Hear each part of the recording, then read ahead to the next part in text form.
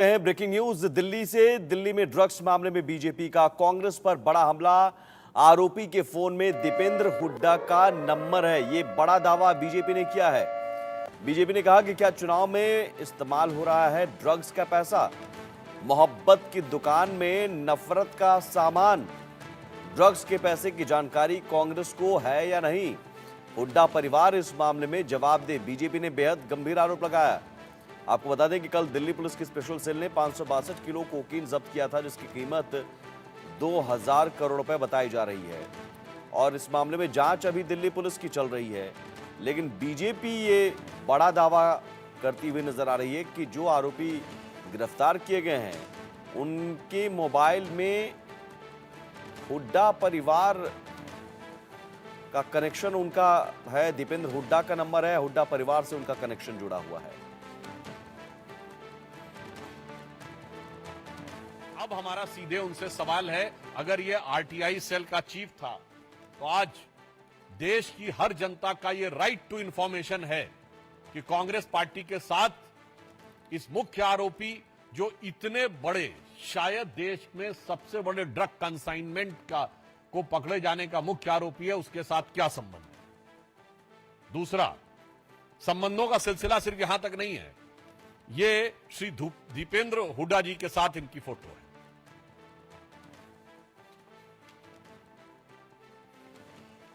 मामला इतना ही नहीं है, अन्य वरिष्ठ नेता कांग्रेस के ऑर्गेनाइजेशन सेक्रेटरी केसी वेणुगोपाल जी के साथ इनकी फोटो है।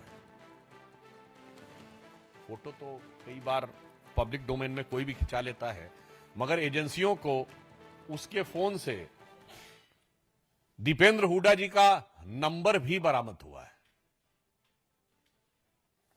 अब इसके बाद बहुत साफ हमारा मानना है कि this is a right to information of every citizen of the country and Haryana कि कांग्रेस का इससे क्या कनेक्शन है। यदि दीपेंद्र हुड्डा जी के साथ ना सिर्फ फोटो है बल्कि उसके मोबाइल में उनका नंबर है, यूथ कांग्रेस का अपॉइंटमेंट लेटर है जिसमें dynamic leadership and blessings of Rahul ji और सोनिया जी का भी जिक्र है, तो अब ये सवाल बहुत गहरे होते हैं, जिसमें हमारे 2-3 प्रमुख सवाल हैं। नंबर 1, ये जो पैसा बरामद हुआ है, ये पैसा कांग्रेस पार्टी के एक पदाधिकारी के ड्रग तस्करी में इन्वॉल्व होने का है, तो क्या इससे पहले अन्य पैसे भी आ चुके हैं? कांग्रेस पार्टी इसका जवाब दे। ये शक पैदा होता है। दूसरा शक, ये जो पैसा है, क्या ये चुनाव की प्रक्रिया के लिए तो नहीं प्रयोग हो रहा था? 5600 करोड़ रुपए किस पर्पस से था और कांग्रेस पार्टी से इसका क्या संबंध है? तीसरा प्रश्न, क्या कांग्रेस पार्टी ने किसी ड्रग माफिया को या ड्रग पेडलर को अपनी पार्टी का पदाधिकारी बनाने में यह शक पैदा होता है कि किसी प्रकार का कोई अरेंजमेंट तो नहीं है? हम ये साफ पूछना चाहते हैं कि अगर उनकी सरकार यदि आ जाती तो इस प्रकार के ड्रग माफिया को हरियाणा में काम करने के लिए उसी प्रकार की छूट मिलती।